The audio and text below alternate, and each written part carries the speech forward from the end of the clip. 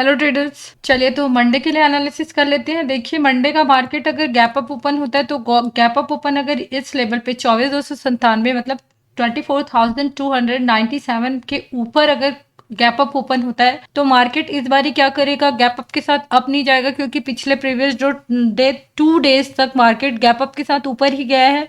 तो मार्केट इस बार अगेन अगर गैप अप ओपन होता है तो मार्केट में मे बी अगर 24,297 के ऊपर या यहीं कहीं से कुछ होगा गैप अप ओपन, तो मार्केट में एक ट्रैप बनेगा और मार्केट में चांसेस है कि मार्केट एक बारी के लिए गिर सकता है। ठीक है, लेकिन अगर गैप डाउन ओपन होता है तो 24,155 के आसपास गैप डाउन ओपन होता है और मार्केट अगर सपोर्ट करता है, ग्रीन कैंडल बनाता हुआ अगर ऊपर निकलता है तो मार्केट में बाइंग के ट्रेड्स आप देख सकते हैं। बस बाइंग का ट्रेड्स 24,155 के नीचे अगर सस्टेन कर रहा है मार्केट तो फिर सेलिंग के ट्रेड देखे जा सकते हैं।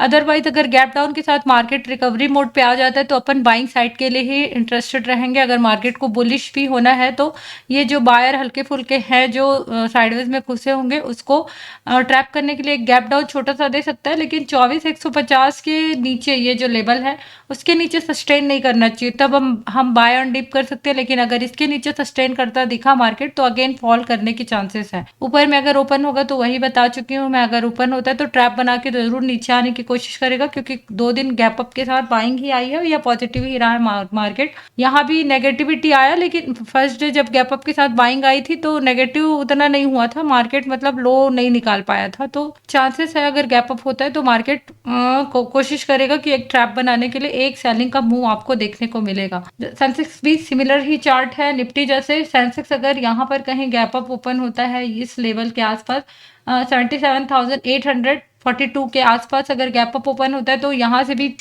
ट्रैप बनाने के चांसेस है। मार्केट एक मूव के लिए नीचे आ सकता है, लेकिन मार्केट अगर गैप डाउन ओपन होता है और सस्टेन करता है किस लेवल के नीचे, ये 77,364 या फिर आप ये इसका लो निकाल लो 77,315 के नीचे अगर सस्टेन करता है तो मार्केट में फिर से गिरावट आने के चांसेस है। और इसके ऊपर सस्टेन करता है तो बाय ऑन डिप में ही हम देखेंगे। बस गैप डाउन के साथ मार्केट में सस्टेन कैंडल बनना चाहिए, मतलब कैंडल ग्रीन बनने चाहिए। गैप डाउन भले करे, बायर को निकाले, लेकिन मार्केट फिर से रिकवरी मोड पे आना है, आएगा तब अपन बाइंग का देखेंगे। लेकिन गैप डाउन के साथ सीधे इस लेवल के नीचे सस्टेन करता है 77,315 या 77,300 बोल सकते हो आप, तो मार्केट में फिर सेलिंग के चांसेस आ सकते हैं। बैंक निफ्टी के अगर चार्ट को देखो तो बैंक निफ्टी में भी अगर गैप अप ओपन होता है यहाँ कहीं 58,370 या 60 समथिंग के आसपास तो मार्केट में क्लियरली ट्रैप बनाता हुआ दिखेगा, जिसमें बैंक निफ्टी में भी रेजिस्टेंस ले इस लेवल का और वो दोनों कुछ लेवल का स्विंग जो मैंने बोला था वहां से ब्रेकआउट करता हुआ अगर गैप अप ओपन होता है तो एक मूव सेलिंग की देखने को मिल सकती है, क्योंकि गैप अप करके सीधा बाइंग में नहीं जा सकता। 2 दिन मार्केट कंटिन्यूसली पॉजिटिव रहा है गैप अप के साथ, तो ट्रैप बना के एक मूव नीचे के लिए देखा जा सकता है। लेकिन अगर गैप डाउन होता है तो गैप डाउन अप अगर हो रहा है तो 58,000 के नीचे अगर गैप डाउन हो रहा है तो मार्केट अगर बाय ऑन डीप करना चाहता है, बुलिश होना चाहता है, तो इसको यहीं से रिकवरी करना पड़ेगा। ये जो बायर है ऊपर में, ये जो बायर है उसको गैप डाउन के साथ खाली यहाँ निकाले, यहीं कहीं गैप डाउन करके और मार्केट में फिर रिकवरी वाली कैंडल बननी चाहिए, तब बाय ऑन डिप कर सकते हैं।